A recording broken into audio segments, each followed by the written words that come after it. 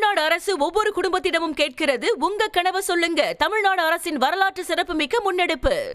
பொங்கல் பண்டிகை நெருங்கி வரும் நிலையில் சென்னை கோயம்பேடு காய்கறி சந்தையில் பொங்கல் சிறப்பு விற்பனை சந்தையில் விற்பனைக்காக பல்வேறு மாவட்டங்களில் இருந்து கரும்பு, மஞ்சள் மற்றும் இஞ்சி கொத்துகள் கொண்டுவரப்பட்டுள்ளன. விவரங்களை தர இருக்கிறார் செய்தியாளர் ஜெரி. விவரங்களை வழங்கலாம். வணக்கம்.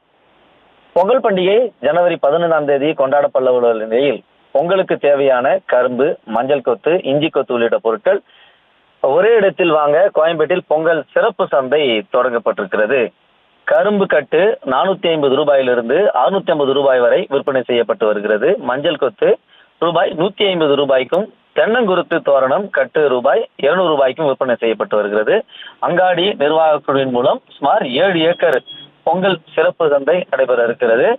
அங்காடி நிர்வாகக் குழு மூலமாக அமைக்கப்பட்டிருக்கிற இந்த சிறப்பு சந்தையில பொதுமக்கள் தற்பொழுதுதான் ஒவ்வொருவராக பொருட்களை வாங்குவதற்காக ஆர்வம் காட்டி வருகிறார்கள். விழுப்புரம், சேத்தியாத்தோப்பு ஆகிய இடங்களிலிருந்து கரும்புகள் வரவழைக்கப்பட்டிருக்கிறது.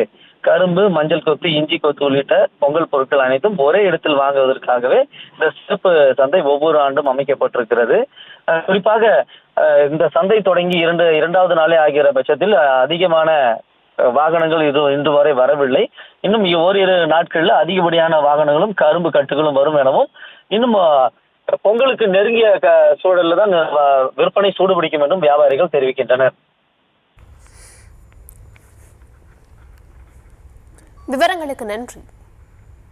தமிழ்நாடு அரசு ஒவ்வொரு குடும்பத்திடமும் கேட்கிறது, உங்க கனவை சொல்லுங்க. தமிழ்நாடு அரசின் வரலாற்று சிறப்புமிக்க முன்னெடுப்பு.